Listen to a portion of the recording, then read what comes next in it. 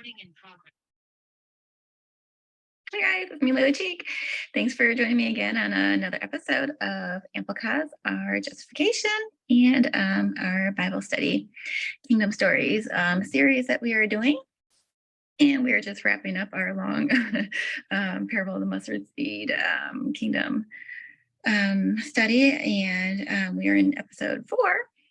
And yesterday we just kind of finished off talking about just some of the times of distress and the tribulations that would happen that the Jews would face for their covenant violations and for their disobedience to the oath and the promises that they had made, and then with this promise of restoration and blessing that God would ultimately usher in for them. And then, again, that in opposition to the utter rejection of, those that did blatantly reject Christ, like the spiritual leaders and Pharisees and whatnot.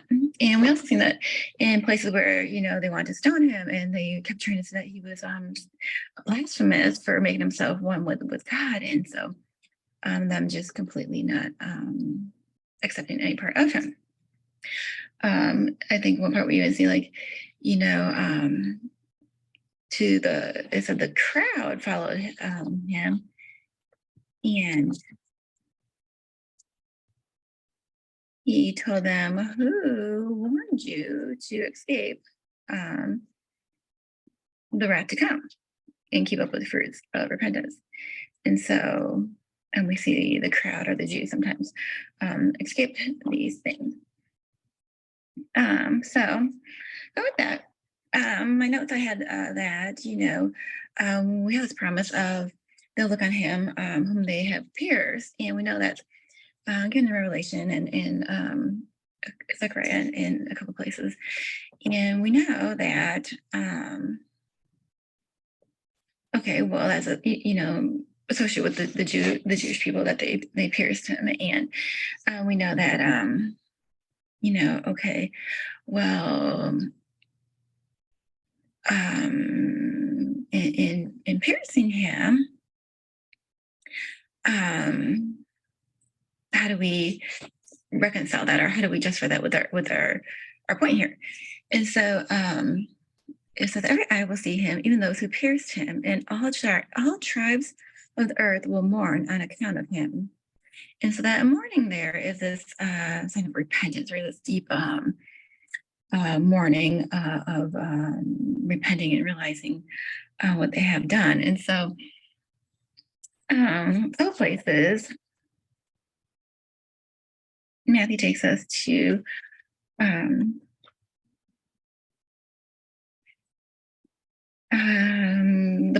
the destruction of the temple predicted, right? And Jesus told his disciples that, hey, as they're going out of the temple complex, his disciples came up and called his attention to the temple buildings. And then he replied to them, don't you see all these things?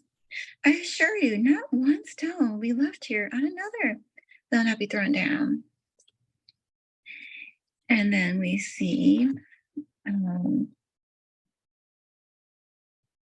so his prediction of his body, essentially, being the temple. And then in John, we have our doubter, Thomas, right? And he's like, if I don't see the marks of the nails in his hands and put my fingers into the marks of the nails and put my hand into his side, I'll never believe. And after 8 days, the disciples were indoors again, and Thomas was there with them.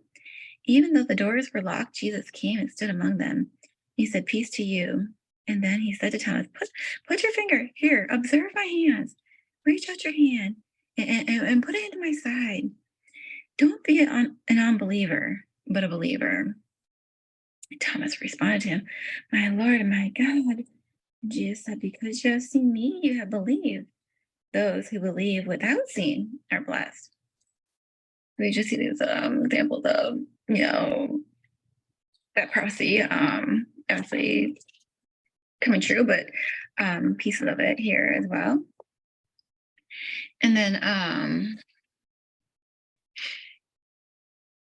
Galatians, 6:6 tells us the one who is taught the message must share all good things with the teacher.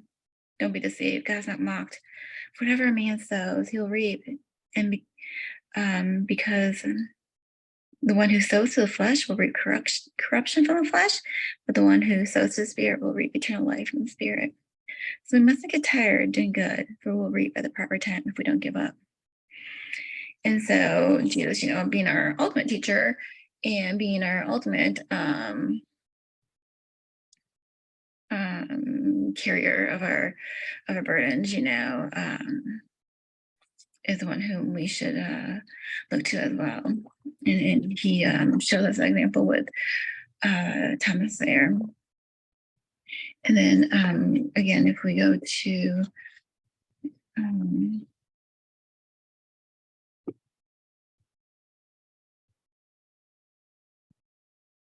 First John. There's a lot of so when Jesus appeared to Thomas there and went through the walls and through the doors, they're locked and appeared to him. This was now in his glorified resurrected body. Thomas wanted to know, is this a ghost? Is this like a phantom vision? And what is that I'm seeing here, right? And so he's like, hey, no, I'm real. I resurrected. This is really me.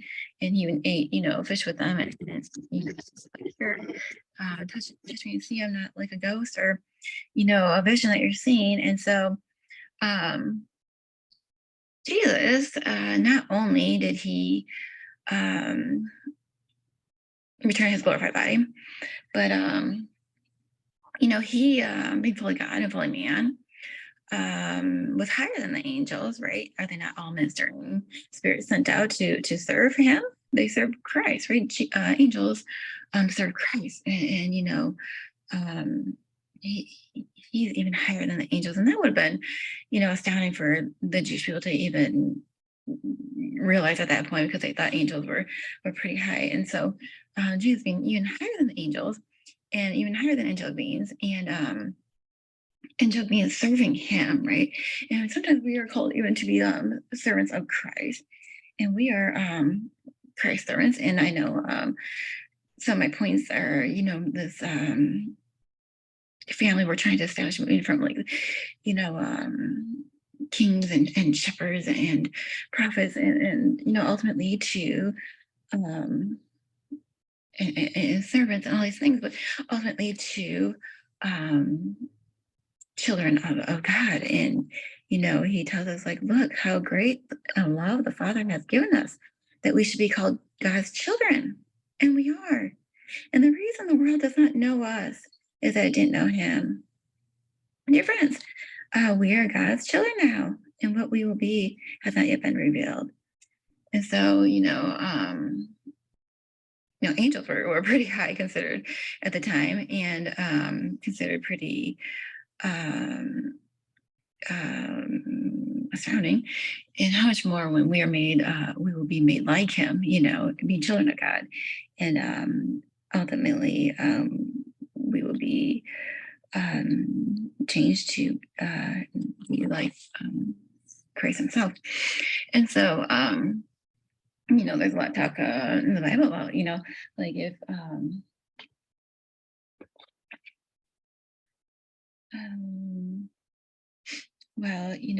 baptism that now saves you is not a removal of the dirt from the body, but the pledge of a clear conscience towards God. It saves you by the resurrection of Christ, who has gone into heaven and is at God's right hand with angels, authorities, and powers in submission to him. So we see how the angels are in submission to him now. And then, Paul often tells us, like, hey, even if, I'll say it again, if anybody is preaching to you a gospel other than what you accepted, let him be accursed. Even if we or an angel from heaven should preach a gospel other than what we preach, let them be accursed. And so just this weight on these angelic beings that they had placed in these heavenly beings that they had placed, and how they are even in submission to Christ, and how they are even his servants, and we are children of God now, and in this household of God. And so some of these um, judgments, then going back to we'll start with our shepherd one in Jeremiah. The Lord promises to restore them then after this backsliding, this doubt, this covenant violation that they have. And, he tells them, like, woe to the shepherds who destroy and scatter the sheep, my pasture. This is the Lord's declaration. And remember, we said that they had the spiritual misguidance, spiritual abuse for these spiritual leaders. And we see that, throughout their history, and how God scatters them because of it, and how there's consequences, for the way they tend the sheep, and even kings, rulers, God often judged based on that. And so therefore, this is what the Lord, the God of Israel, says about the shepherds who shepherd my people. You have scattered my flock, banished them. You have not attended to them. I will attend to you because of your evil acts.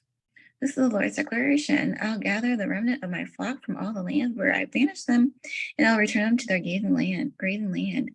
They'll become fruitful and numerous, and I'll raise up shepherds over them who will shepherd them, and they'll no longer be afraid or dismayed, nor will any be missing. And it goes on to talk about the righteous branch of David, and it's Messiah that's to come. And so you see that ultimate punishment once again for the shepherds and their misleading, and the scattering, and the judgment that came for that. And then there's a lot of verses I got from Zechariah that kind of teaches about the people of the guy being Zion, and how God does promise to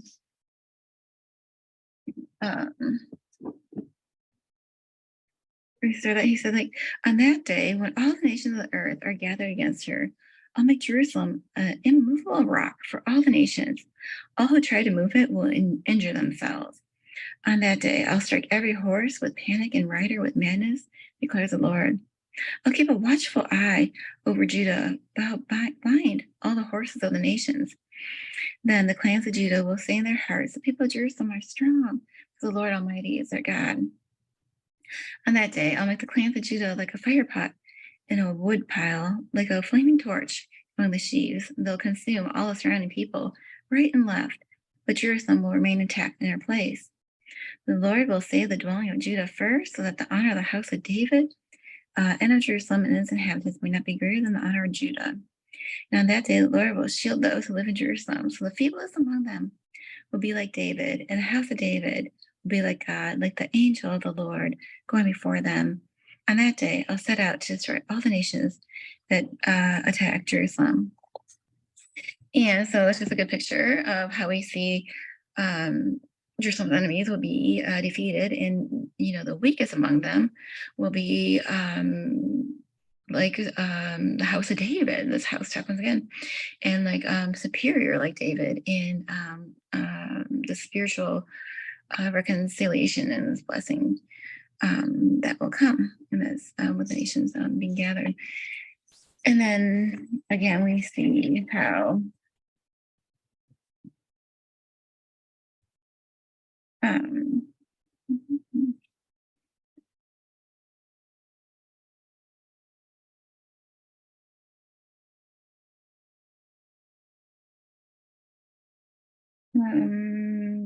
God tells them, like, hey,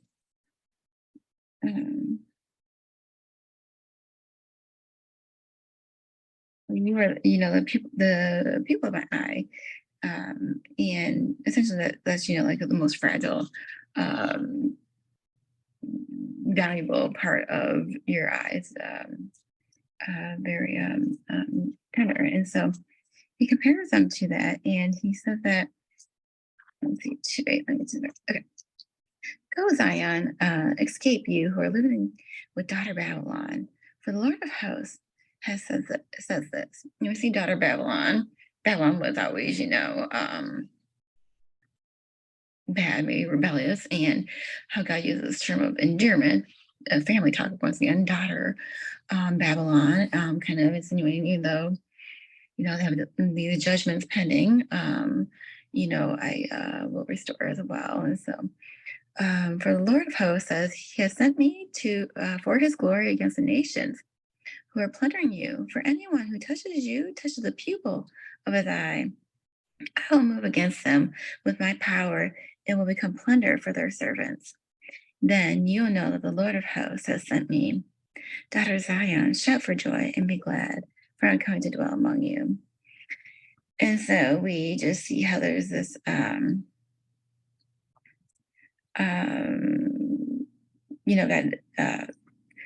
judges his people, and then he's like, restores them and deems them like the people of his eye, this valuable, vulnerable part, this gate to his eye, this apple of his eye. And now nations that it's like a grand paradox. So like nations that had plundered them will now be brought in. It's like this double reversal, sometimes we call it in scripture. And so now there's blessing as well. And so nations that God used to attack Israel and for judgment, He will now have a blessing for them as well, and kind of reverse that. So we kind of see this. Many nations will join themselves to the Lord in this double reversal of this paradox now that they will too come under blessing. And we kind of see that with this tenor speech of daughter Babylon, like this family talk once again that we kind of we're getting into child of God household language. And so daughter Babylon, daughter Zion, and even though you have impending judgments, he is still willing to bless. And so let's see. And then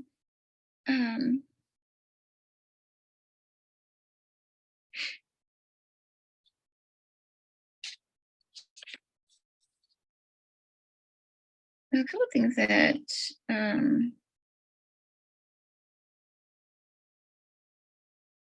going back to our king talk, then I'm bouncing back and forth from child to king and servant, but there is this issue of king of the Jews, who do you say you are?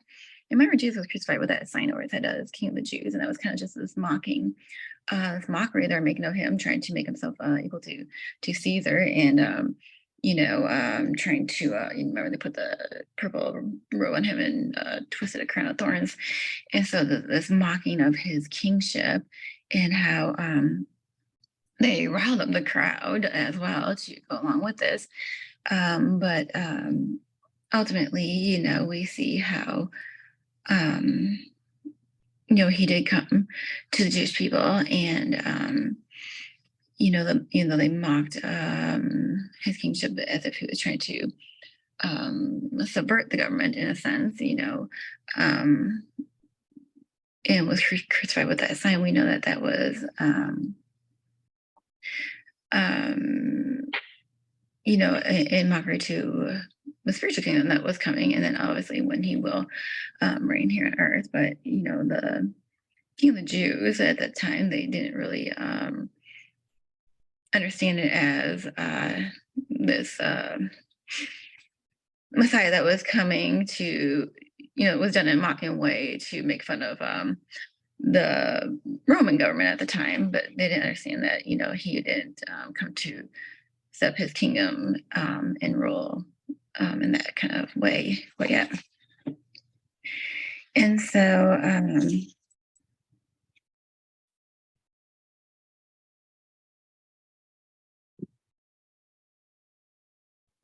Oh, one more thing, Zechariah.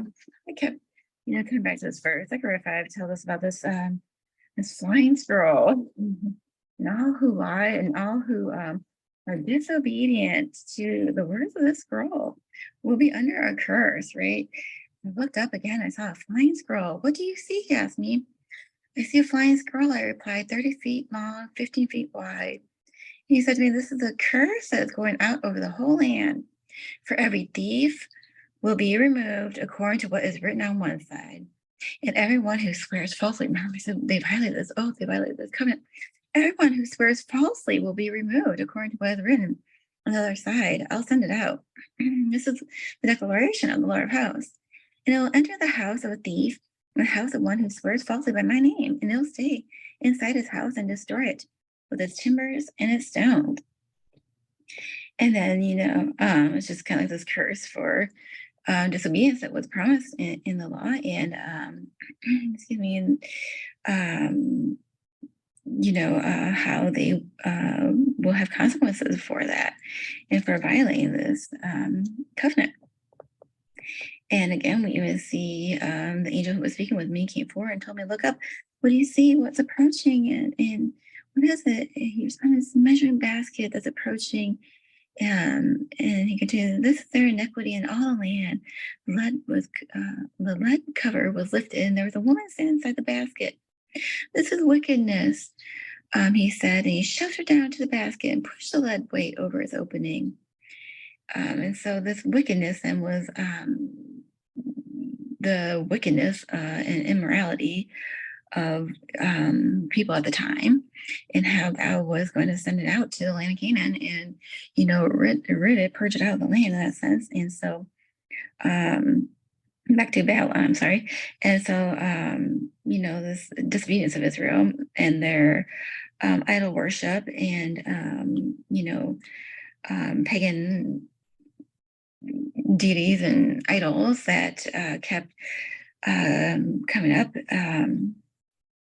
And this wickedness, what that is, kind of like he's going to banish them back to Babylon for their idolatry. And that's what this illusion of this wicked lady in this basket was for.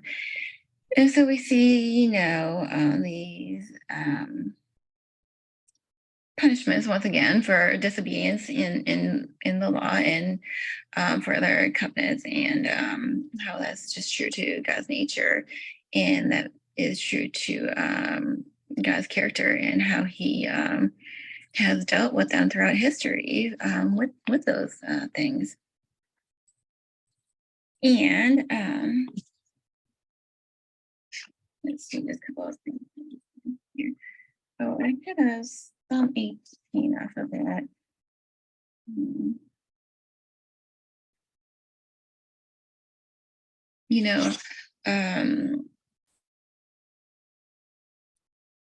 Humility comes before honor, they say, right?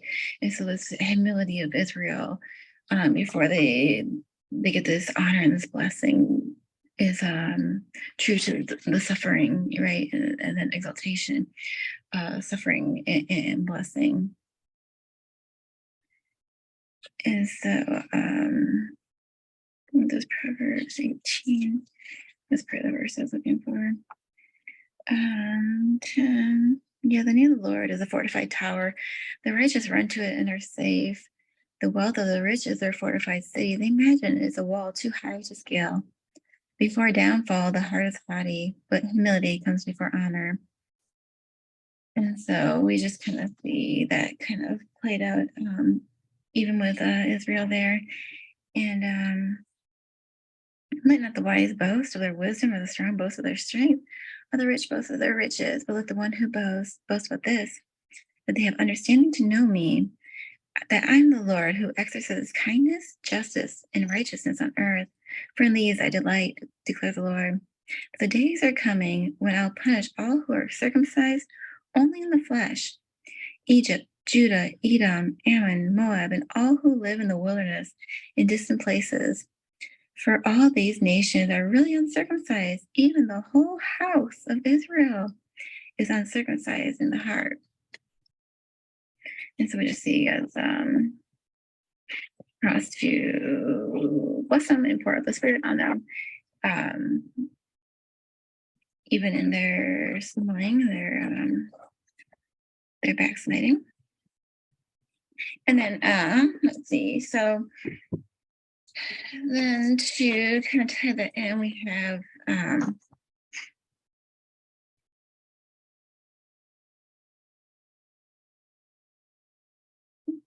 well, we said that we were liking it to this marriage covenant that God had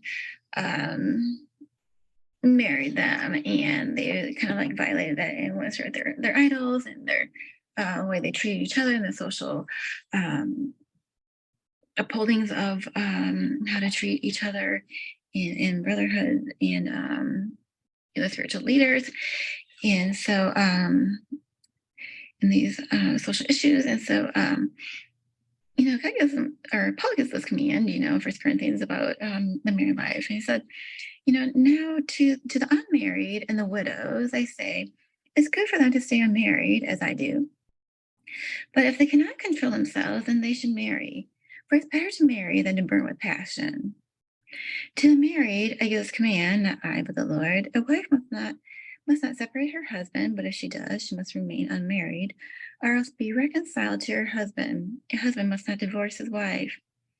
To the rest I say this, not I, but the Lord: if any brother has a wife who is not a believer, she is willing to live with him, he must not divorce her. If a woman has a husband who is not a believer, unbelief, right? We talk about this, this marriage covenant. I think I mentioned this first yesterday, but this unbelief and this marriage covenant. And at the time, this was during the Great Distress in times of persecution. The new churches were starting, and we had these families being formed where one spouse would be a believer and one wouldn't. And like, what do we do? Do we get divorced now because my spouse didn't believe and I do? And it's like, what do you do? What if? And God likened this to Israel, you have great belief, but my covenant is with you, and I think give you a sanctifying effect because of my upholding of the covenant. And even though you have great unbelief, so your kids aren't unholy. So when I later bless you and bring you back in, my upholding of the covenant will have a sanctifying effect on you. And so he goes on to say, if a woman has a husband who is not a believer, he's willing to live with her. They must not divorce, for the unbelieving husband has been sanctified through his wife, and the unbelieving wife has been sanctified through her believing husband. Otherwise, your children would be unclean. But as it is, they are holy. But if the unbeliever leaves, let it be so. For the brother or sister is not bound in such a circumstance. How do you know? If you would save them. And so,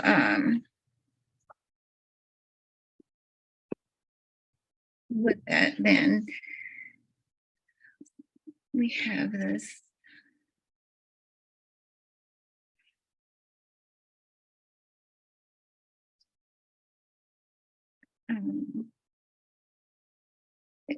If anyone is worried, say you have some distress, some anxiety, some tribulation, worried that they may not be acting honorably towards the version he's engaged to, and if his passions are too strong and he feels he ought to marry, he should do as he wants. He's not sinning. Then he should get married. But if the man who has settled the matter in his own mind, who is under no compulsion, and has control over his own will, and who has made up his mind not to marry the virgin, this man does the right thing. So then, he who marries the virgin does the right thing. Who does not marry does even better. And so it's like if you are, engaged or engaged as a virgin, and your passions are too strong to withhold, you shall marry. It's better than to burn with passion. But if you made up in your mind to wait, then that's even better.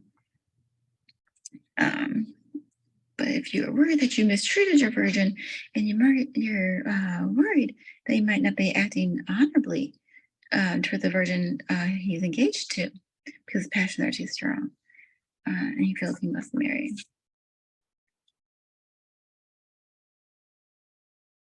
And God tells us, going back to our servant talk and our shepherd talk and how Jesus put everything under his subjugation. Well, even slave master relationship, slaves, in reverent fear of God, submit yourselves to your masters, not only to those who are good and considerate, but also to those who are harsh. For it's a commendable thing if someone bears up under the pain of unjust suffering because they are conscious of God. But how is it to your credit if you receive a beating for doing wrong and endure it? But if you suffer doing good and endure it, this is commendable before God. To this you are called, because Christ suffered for you, leaving you an example that you should follow in his steps. He committed no sin, and no deceit was found in his mouth. When they hurled insults at him, he did not retaliate. And when he suffered, he didn't make threats. Instead, he entrusted himself to one who judges justly.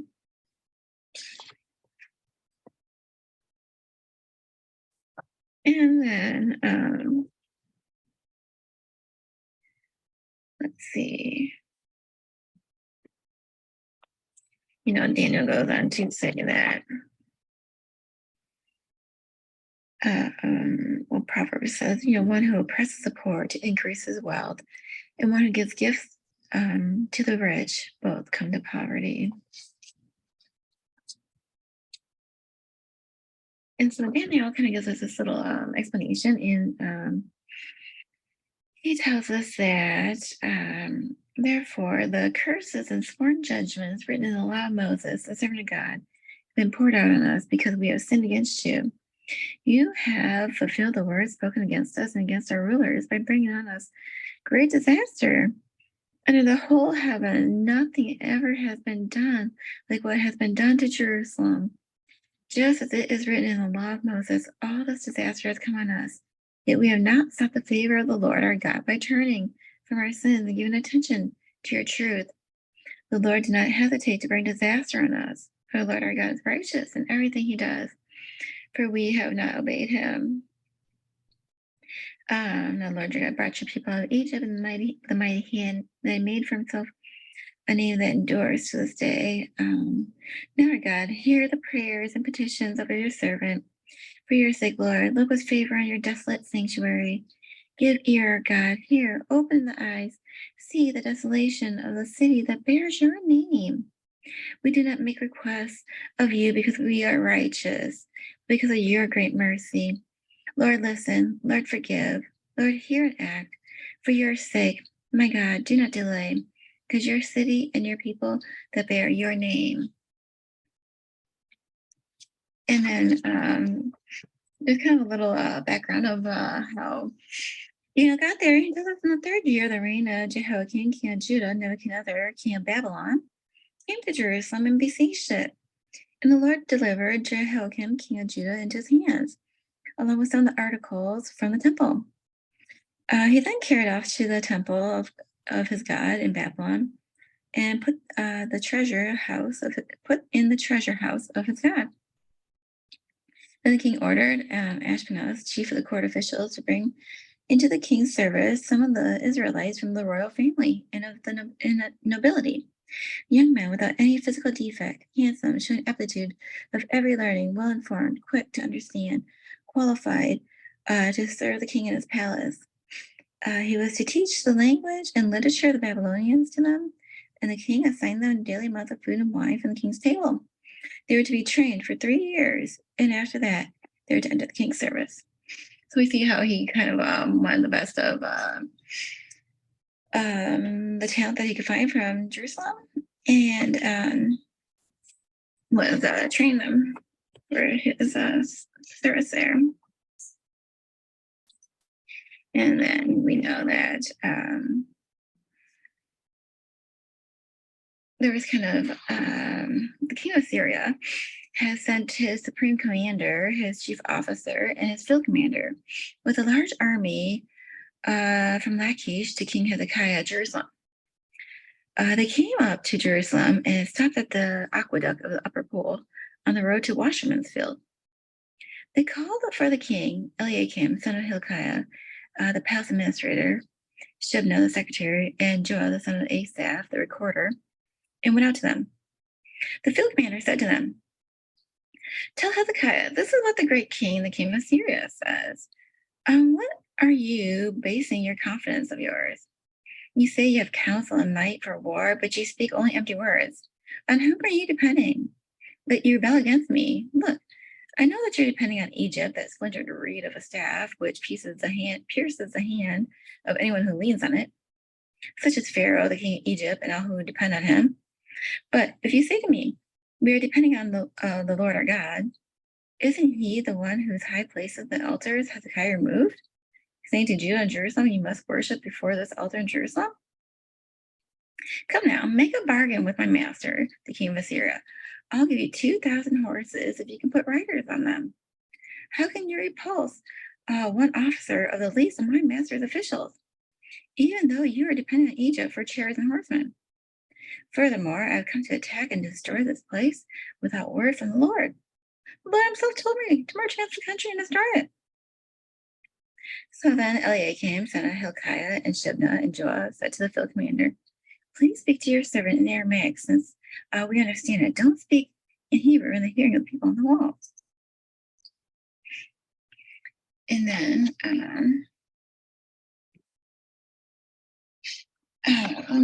we have this list of genealogies that kind of carries the tribe of the Levites. Yes, the Levite tribes. And it kind of tells us their genealogy by clan. And let's see, it kind of starts midway through. We have the son of Levi, the son of Israel, and Heman's associate, Asaph, who served as right hand.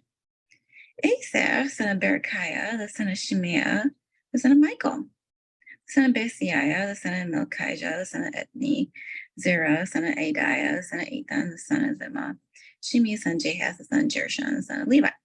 And from their associates, the Merarites, were at his left hand.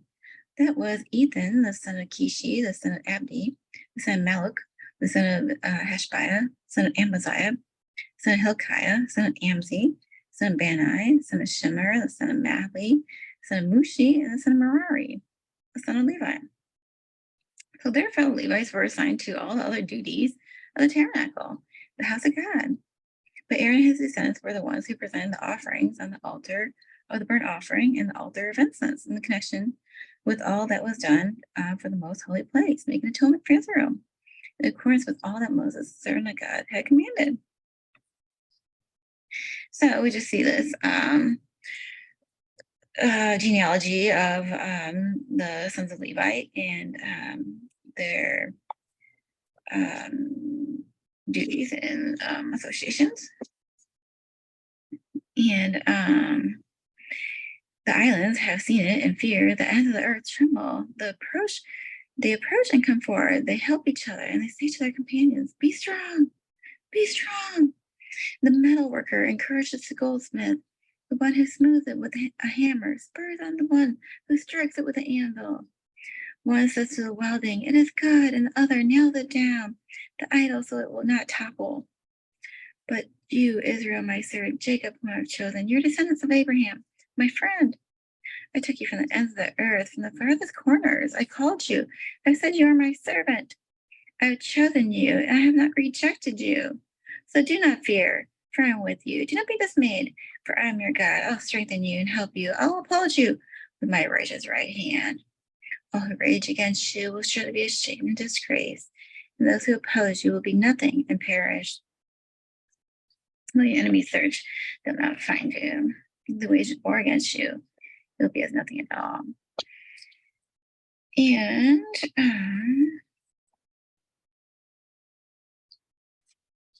I think that was that one. And then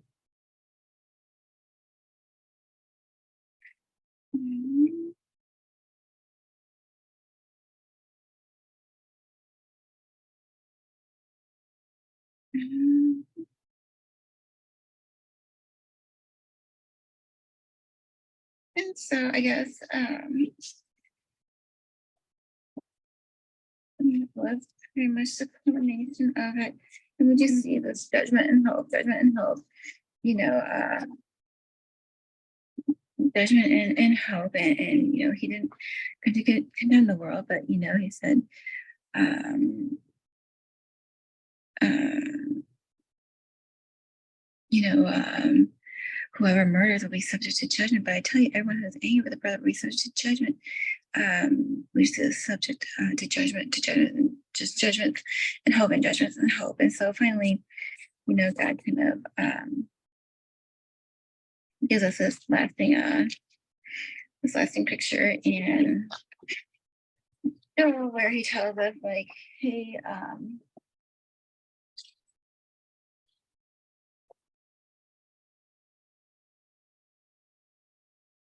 yes, there's this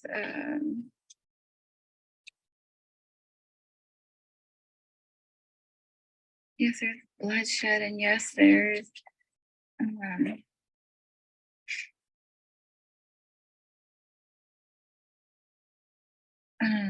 but Egypt will be desolate, and Edom a desert waste. The violence done to Judah. In his land they shed innocent blood. In whose land they shed innocent blood. Judah will be inhabited forever. Jerusalem through all generations. Shall I leave their innocent blood unavenged? No, I will not. The Lord dwells in that. And so we just kind of see this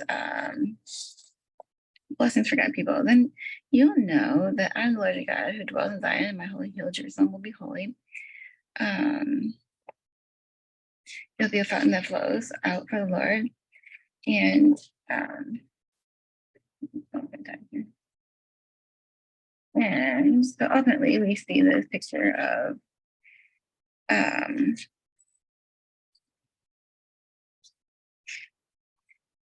God was this version, so the better. But Judah will be inhabited forever, and Jerusalem from generation to generation. I'll pardon their blood guilt, which I have not pardoned, for the Lord dwells in Zion. So we just see this God restoring and pardoning their blood guilt and their bloodbath of innocent life and desolations that they have done. And then let's see, one more thing. It was just Paul's mission in Athens wasn't very successful as it was in other places. I think Paul was kind of known, in a lot of places, and that was mostly because he founded churches in those places, and he did in Athens, and so it was just the number of converts was Dionysius, Damaris, and a couple others, but that wasn't ultimately the main place that he had established his churches. And so let's see, it wasn't that he wasn't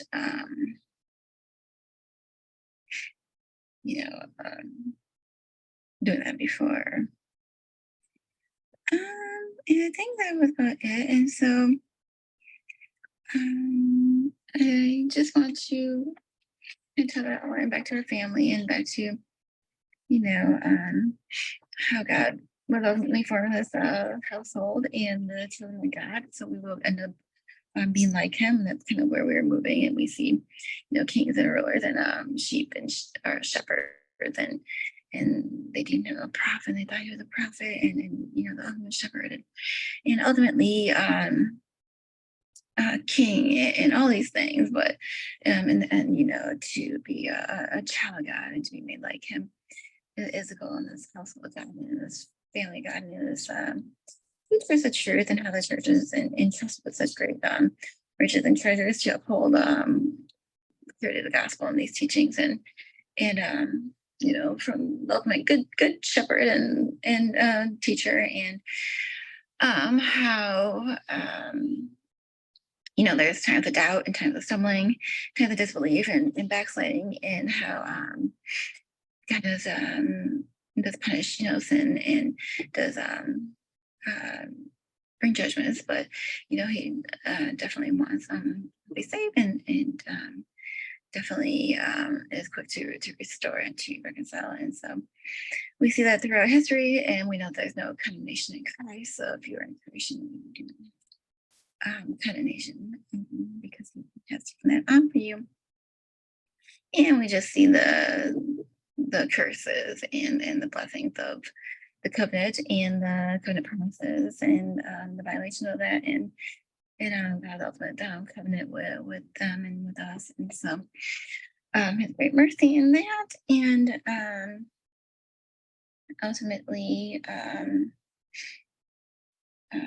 how Jacob's children will sanctify God's name, the Holy One of Jacob, the stand of the God of Israel, turning many of the sons of Israel to the Lord their God.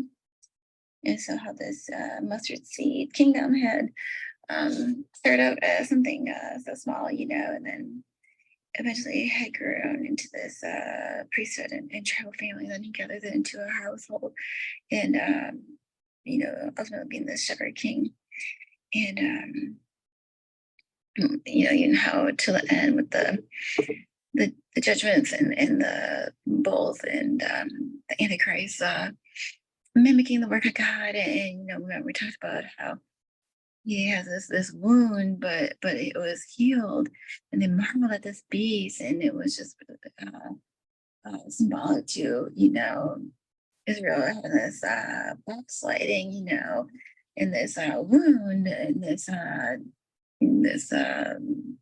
doubt, in their faith, but being healed. And so we see how even the beast mocks that, and how he tries to mimic and mock everything God does and how God's work, and how it calls for being wise to what is good, and innocent to what is evil, and to escape these times of distress and the times of tribulation that will come. And so who can stand against God's wrath, and hopefully all those that come to repentance and put their faith in him. And so with that being said, we just want to praise you, God, for your reminders of who you are and how great you are and how great your mercy and your compassion is, for your forgiveness, and for who we are, Lord, a redeemed people, a chosen people, a royal priesthood, a holy nation, Lord, and a children of God. We pray, Abba, Father. And thank you just for all your grace and mercy, and for showing us how to forgive as you have forgiven us, and yet being a righteous God and a just God. And so we just pray that you continue to guide us and lead us, and continue to restore and reconcile, and that you would hear and act, and go before us. In Jesus' name we pray. Amen. All right, guys. Well, thank you for joining me today. And I think that will wrap up this mustard seed series. I know it was really long, but I think I touched everything that I want to without belaboring it too much. And maybe we'll pick it up again here soon. Thanks for joining me. See you soon. Bye.